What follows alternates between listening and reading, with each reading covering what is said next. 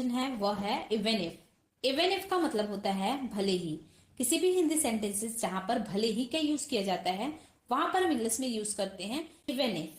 जैसे कि अगर आपको कोई बोलता है भले ही वह ना आए मैं तो जाऊंगा, भले ही तुम ना खाओ मैं तो खाऊंगा। ऐसे सेंटेंसेस जहां पर भी भले ही का यूज करते हैं वहां पर हम इंग्लिश में यूज करते हैं इवन इफ। जैसे कि भले ही वह ना आए मैं तो जाऊंगा। ऐसे सेंटेंसेस को इंग्लिश में बोलेंगे even if he don't come I will go. Even if he don't come I will go. भले ही मैं कुछ भी करूं तुम नहीं करना। मान लीजिए आप कहीं गए हैं अपने फ्रेंड के घर, अपने छोटे भाई को लेकर गए हैं।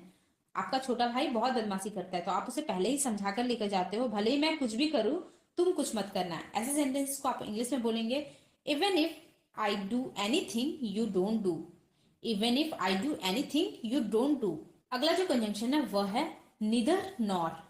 इसे हम तब यूज करते हैं जब भी किसी हिंदी सेंटेंसेस में न ये और न वो का यूज किया हो। जैसे कि आप किसी शॉप पर गए हो शर्ट खरीदने के लिए।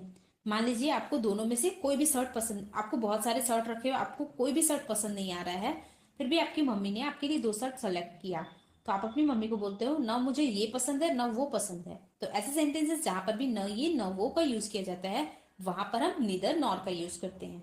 चलिए देखते हैं। न वो आया न मैं आया। मान लीजिए कल पार्टी था, आपके फ्रेंड अपने बर्थडे का पार्टी दिया था, उसने आपको बुलाया था तो आप नहीं गए और उसी दिन आपके फ्रेंड का भी तबीयत खराब हो गया तो वह भी नहीं गया। तो आप उसे बोलते हो न वो आया न मैं आया। तो ऐसे सेंटेंसेस को इंग्लिश में बोलेंगे neither he came nor I came. Neither he came nor I came. Neither और नॉर से मैंने दोनों सेंटेंसेस को जोड़ दिया है। आगे बढ़ते हैं। न मैंने खाया न उसने खाया। ऐसे सेंटेंस को इंग्लिश में बोलेंगे neither I ate nor he ate. Neither I ate nor he ate. अगला जो कंजंक्शन है वह है दैट्स वेयर।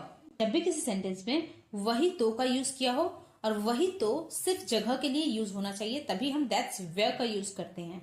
जैसे कि मैं वही तो जा रहा हूँ। मान लीजिए आप मार्केट जा रहे हो, आपका फ्रेंड इधर से बाइक से आ रहा है, उसने आपको देखा और बोला तुम कहाँ जा रहे हो, तो आपने कहा मैं मार्केट जा रहा हूँ मुझे कुछ काम है। आपका फ्रेंड आपको बोलता है मैं वही तो जा रहा हूँ चलो मैं भी तुम्हें छोड़ देता हूँ।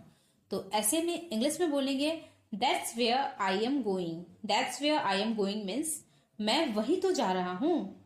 या फिर अगर आपको बोलना है वह वही तो जाता है। मान लीजिए आपका भाई, छोटा भाई ट्यूशन जाता है जो कि मंदिर के बगल में है। आप उस मंदिर की तरफ जा रहे हो, आपका छोटा भाई आपको बोलता है वही तो मैं भी जाता हूँ। तो ऐसे सेंटेंसेस को इंग्लिश में बोलेंगे दैट्स वेयर ही गोज।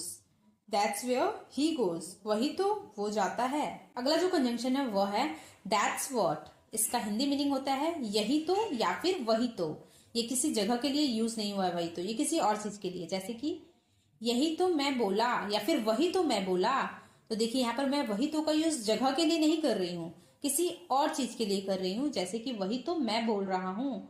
ऐसे सेंटेंसेस को इंग्लिश में बोलते हैं दैट्स व्हाट आई सेड।